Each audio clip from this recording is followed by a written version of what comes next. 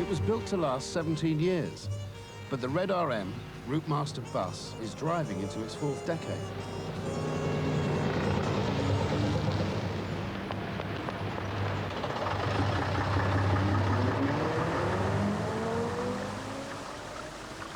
In today's modern climate, one of the major factors is cost. And this old baby will cost you 1/3 of what one of these new vehicles would.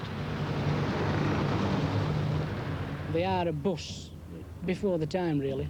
They're very, very built well, and they'll last another 30 years for the Route Master.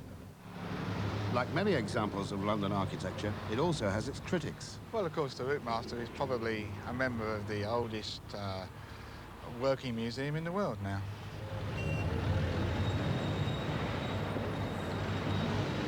Well, the thing is, the Route Master has a very friendly face.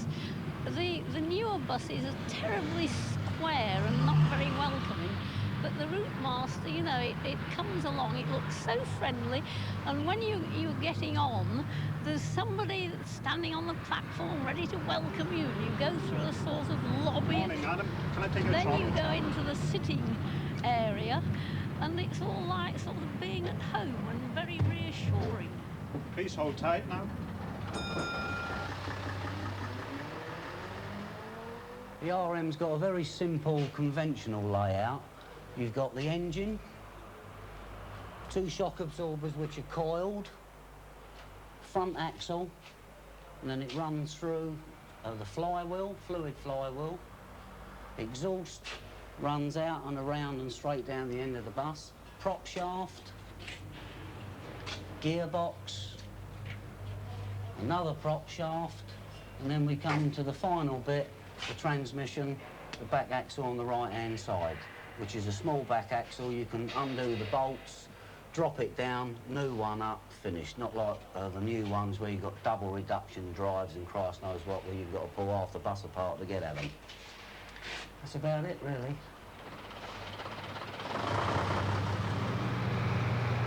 This bus is the last built to house an endangered species, the conductor. You take a seat, sir, please. We're going as far as Oxford Circus. Traffic lights now, man, and be careful. This is traffic lights. Be very, very careful, please. Only Oxford Circus now. Be careful. We're all going on a summer holiday. No more working for a week or two. Fun and laughter on our... The Route Master's predecessors made London's double-decker an institution, a mobile monument as familiar as Tower Bridge and Trafalgar Square, recognised across the world. In their heyday, when private cars were beyond most pockets, buses in London were cheap to ride on and profitable for their owners. The world's biggest urban passenger travel authority, London Transport. By its easily recognised visual characteristics, London Transport signposts the traveller and speeds him through this giant sprawl. The circle and crossbar on every bus stop and station.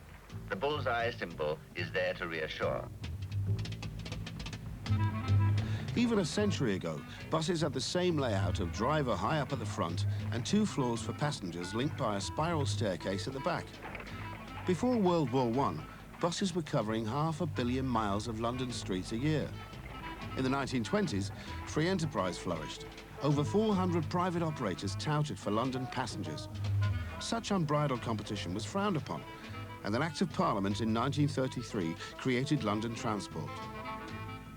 Its chief, Lord Ashfield, promised a properly coordinated system of passenger transport, avoiding wasteful and unnecessary competition. In 1933, the city had 40 different types of bus. London Transport wanted a single tailor-made model. After the war, the need for a new bus was all the more pressing. In October 1947, plans were drawn up. The Route Master is a remarkable vehicle. Its history goes back many, many years. It's really the ultimate development of the traditional London open platform bus. When the Route Master was first developed in the 1950s, an amazing amount of time and effort was spent on producing a vehicle which, in its day, was staggeringly ahead of its time. A very advanced specification, which even today compares quite favourably with brand new vehicles. One of the engineers on the design team was Colin Curtis. It was decided that we should work on the principle of evolution and not revolution. In other words, we would utilise existing experience from previous models, experience of development work we had done and tested in service, so that we weren't creating a completely new and untried vehicle. It might have looked like its predecessors, but underneath it was a bus of the future, a schoolboy's dream come true. The world's most up-to-date bus will be the first to have power steering, hydraulic brakes, automatic gears, independent springs, and fresh air heating for the passengers. Features unheard of even on most cars of the day.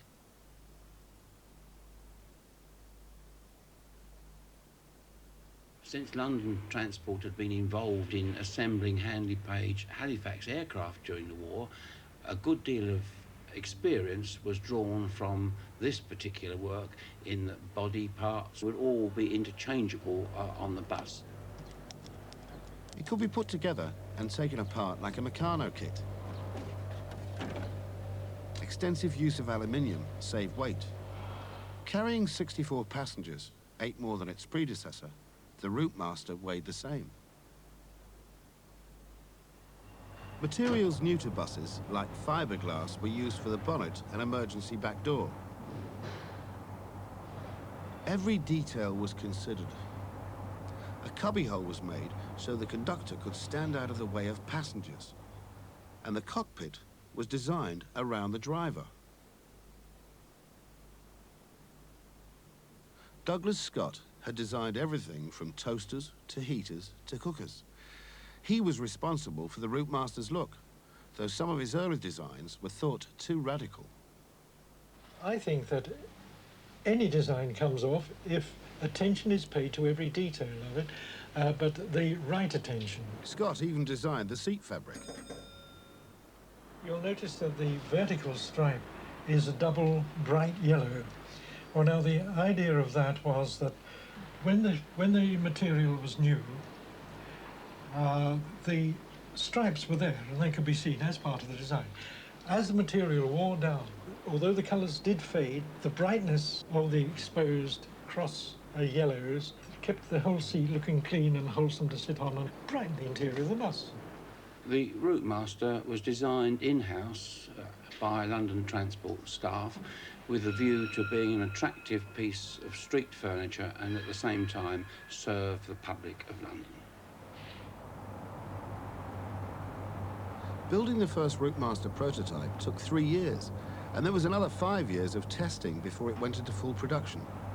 Nearly 100 people were involved in its development.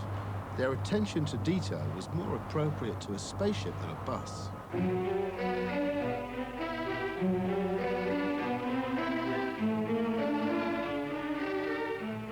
When the design has been approved, the bus is tested again. This time for 6 weeks at full speed, 200 miles a day over a special proving ground. Bumps and bends are there in abundance.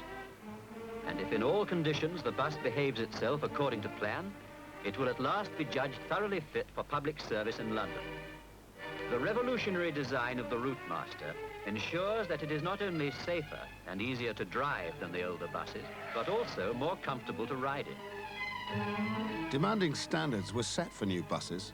The tilt test result delighted the designers. Oh, she passed that with flying colours. There was no problem whatsoever. Went way over the figure, and it pleased us no end. So in addition to day-to-day care in the garage, after 3.5 to 4 years on the road, every standard bus of the 8,000 in the world's largest unified bus fleet comes into the largest public service vehicle overhaul factory in the world, Aldenham.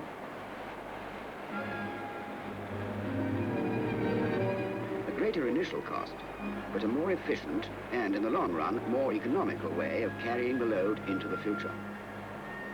Convinced that their monopoly would last forever, London Transport had created a vast service centre in anticipation of expanding its fleet.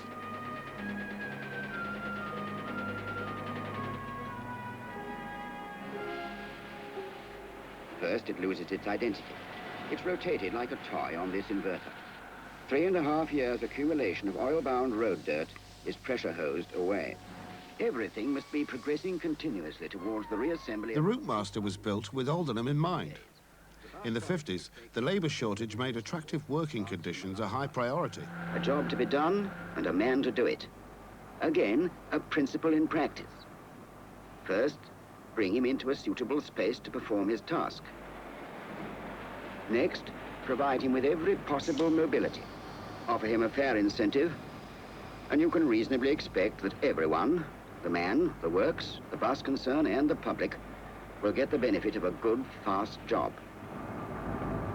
At the time, our chairman wanted to advertise the bus, and on the prototypes, he put, "This is the bus of the future." We thought we could do it quietly. We didn't want to make a big show of the thing because we knew that something would go wrong. But the biggest problem was for crews, who had to adjust to the modern lightweight design. Well, it was a bit of a sensation. They only gave us an hour to get used to it. And on our first trip up into Crystal Palace, as we rounded the roundabout into the first stop, I found that the so light on the front wheels that when I applied the brake, it skidded. And it frightened the life out of me, I must admit. It frightened the passengers waiting at the stop as well. I know when I was first in London and the route masters were all new. You know, we all knew that it had been specially designed for London, and it was obviously so good for its work. We used to travel on those lovely long routes right across London, and you could look at, I mean, I always used to try and get the front seat on the top deck. On the 73, it was absolutely super. We used to go from Oxford Circus to the Albert Hall for the proms every night after night.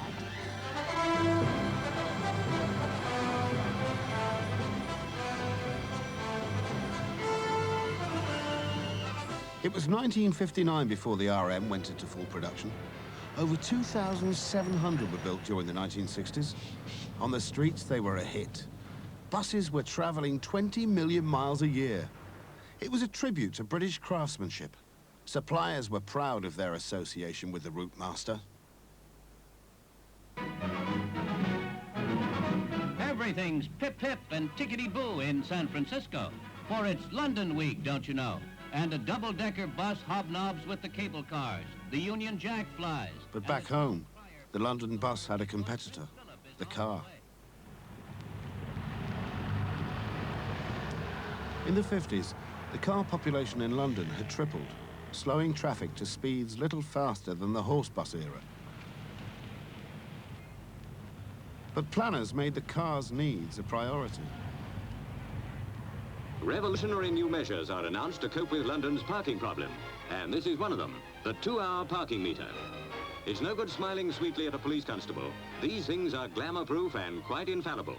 And both the time and the charge can be adjusted, not of course by the motorist, according to local circumstances. In fact, the darn things just aren't human.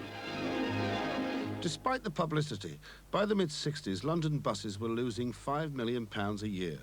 When cuts were made, bus crews made their feelings known in the traditional British way. Here's a picture of 8,400 buses not being there, and that's quite something. For it's 21 years since London's buses were completely stopped by an official strike. So London walks to work. New economies meant revolutionary new designs which threatened the RM. London's always had double-decker buses with engine at the front and entrance at the rear. Now these conventional buses are being compared with a design that reverses the familiar pattern with engine at the rear, entrance at the front. The 72-seater Atlantean gives more passenger space. That's obviously an advantage. It was a radical new layout where the driver could collect the fares and make the conductor redundant. It's the driver who operates the front entrance door.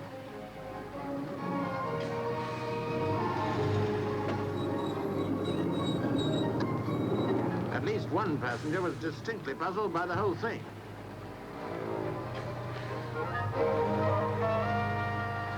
London Transport bought time by stretching the RM 3 feet and adding 8 more seats, but it was not enough.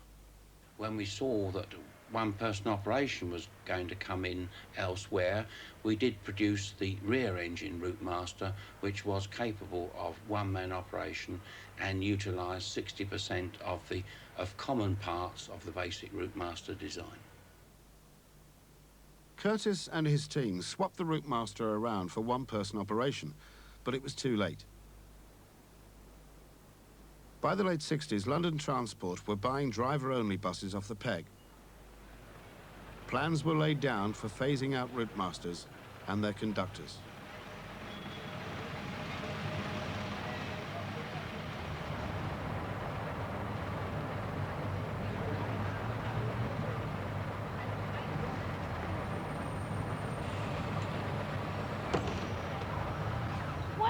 As you can see, I'm an elderly party with a shopping trolley, and a lot of my journeys are for shopping. Well, the conductor gives lots of reassurance, and some of them crack lovely jokes and give you a bit of enjoyment on your journey as well. Work-wise, I'm actually a fashion model based mainly in London, and the buses for me are great for work, great for getting around. The good thing about the old buses is they've got no doors, so you can hop on and off in between like the stops, which you're not supposed to do, but it's great, handy if you're in a rush to get to an appointment or a cast.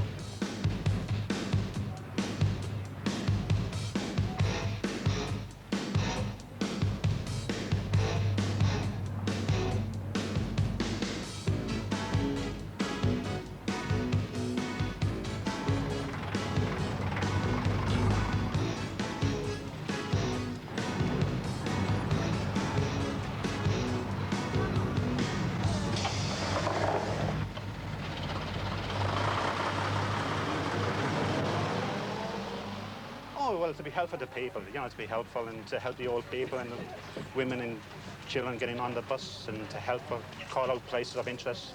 Right. Now, this is John Lewis. Anybody want this stop? John Lewis. We're going to this as far as we go now, please. They know all about London. They know to put you in the right direction. And just they're friendly, it's, you know, safer, especially for a woman. I think there's a conductor on hand at all times.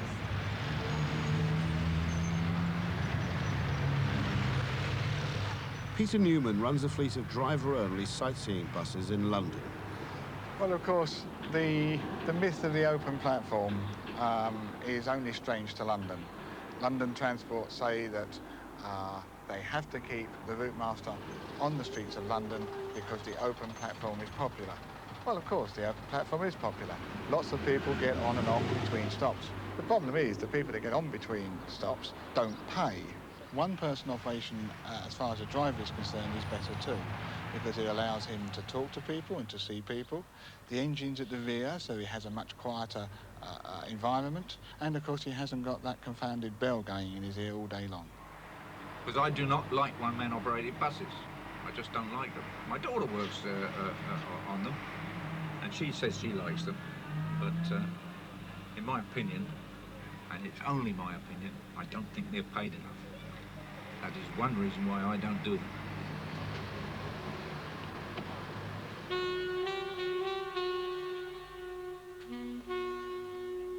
Routemasters were pensioned off to make way for the new models. 40 went to Sri Lanka.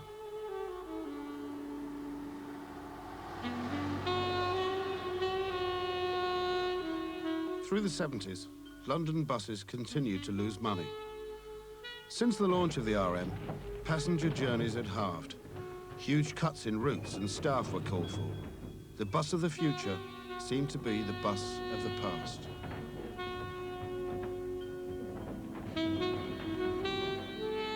The grand design of the Aldenham Service Centre had never fulfilled its promise. Progressively run down since it began, by 1986, it was closed.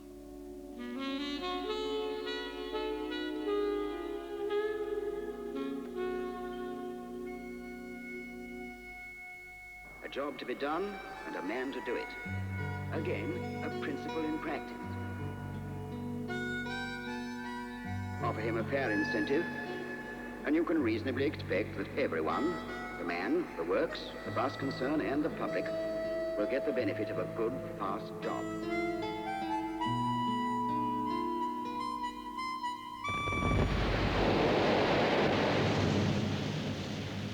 When Britain wound the clock back and opened its bus routes to competition, the RM, that product of monopoly and nationalisation, found new supporters.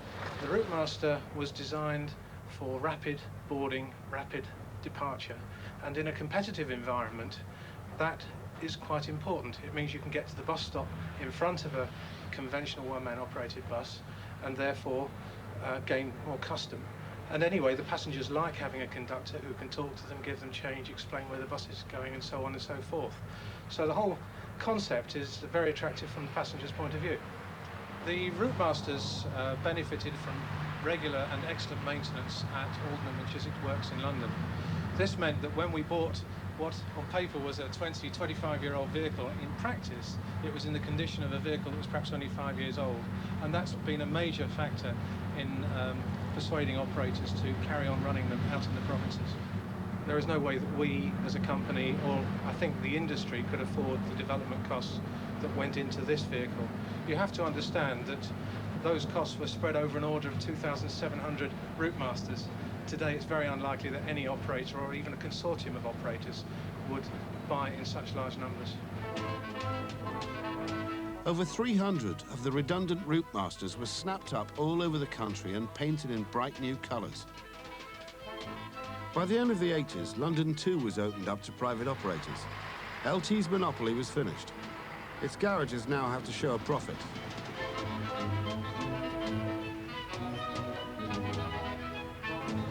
But the old RMs have won a stay of execution. With conductors to take fares, they are faster than the opposition. The Routemaster for London Transport is a very good bus to run. It was designed for them, designed by them, and designed for their use, and they can afford to run them. It's cost them millions and millions of pounds to run the Routemaster over the years, and it's costing them millions of, well, thousands, hundreds of thousands of pounds to run them now. There are very clear arguments about why they are much cheaper to maintain, why they are much cheaper to run, they use less fuel, and we believe that the Routemaster costs no more to operate per mile than any other bus in the fleet.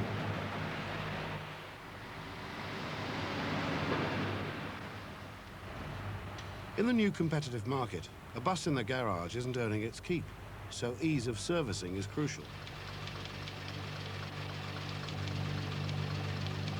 The whole design of the Routemaster was with maintenance in mind, such that any job that need to be done at a garage could be done in the space of a day. The ideal was that the bus could run in the morning, come in, say, for an engine change during the middle of the day, and go out again the same evening. To take the engine out, we take off this front bar, which is held on by 2 bolts, front grille, 2 nuts.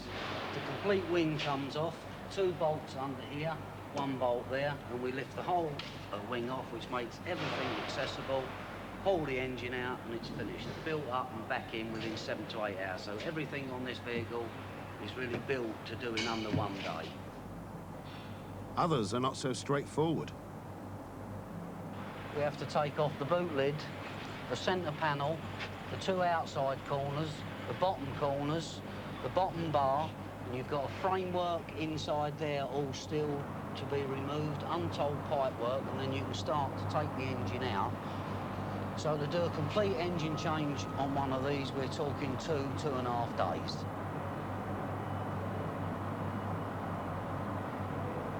Finding spares in the 90s for a bus built in the 60s requires ingenuity.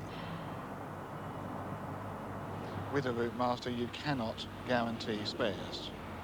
Nobody can.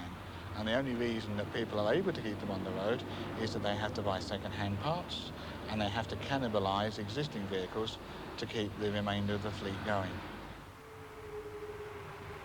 Near the Grimethorpe Colliery in Yorkshire is Britain's biggest bus scrapyard.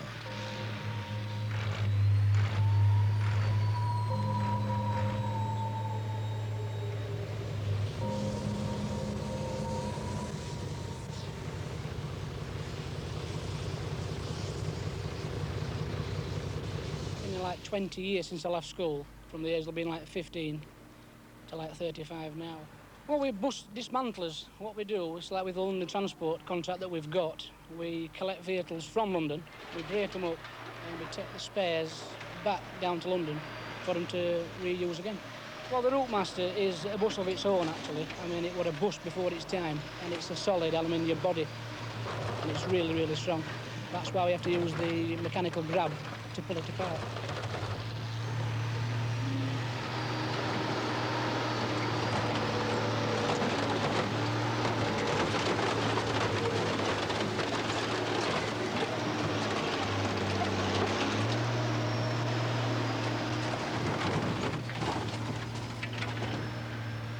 Well, since we've had the contract, we've broken the region of round about between 1,500 to about 2,000 Routemasters.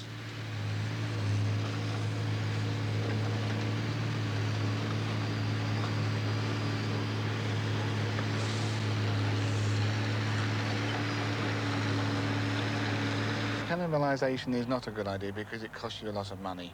Firstly, you have to have a guy who takes the parts off that you want. He has to know what he's taking off. Secondly, you've got to transport it down to wherever the other vehicle is. Then you've got to get another man to take the defective part off and put it and replace it with a bit as you send down. You don't know whether the part you've taken off the other vehicle is good, is bad, indifferent. It might last a day, it might last a week. Everybody, I think, if they're honest about it, will say cannibalisation is the most expensive way of keeping any type of vehicle, let alone a Routemaster, on the road.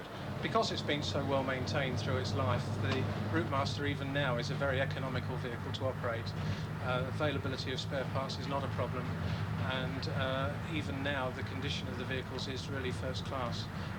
There is no reason why these Routemasters can't carry on operating in service for many years still to come.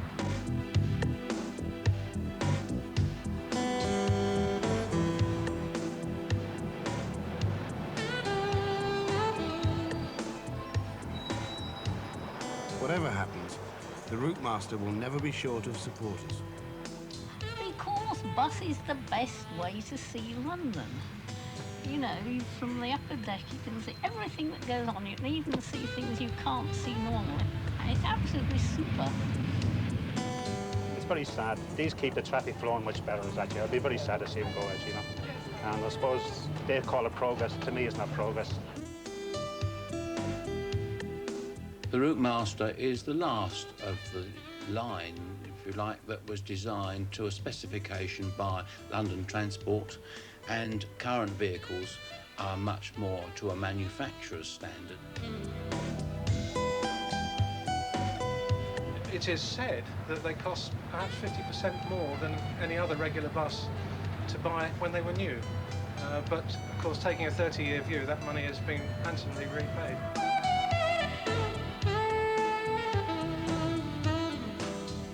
Today's modern buses are off the peg. This vehicle was designed and built to work London, and it survived for 30 years, and hopefully it'll survive for another 30.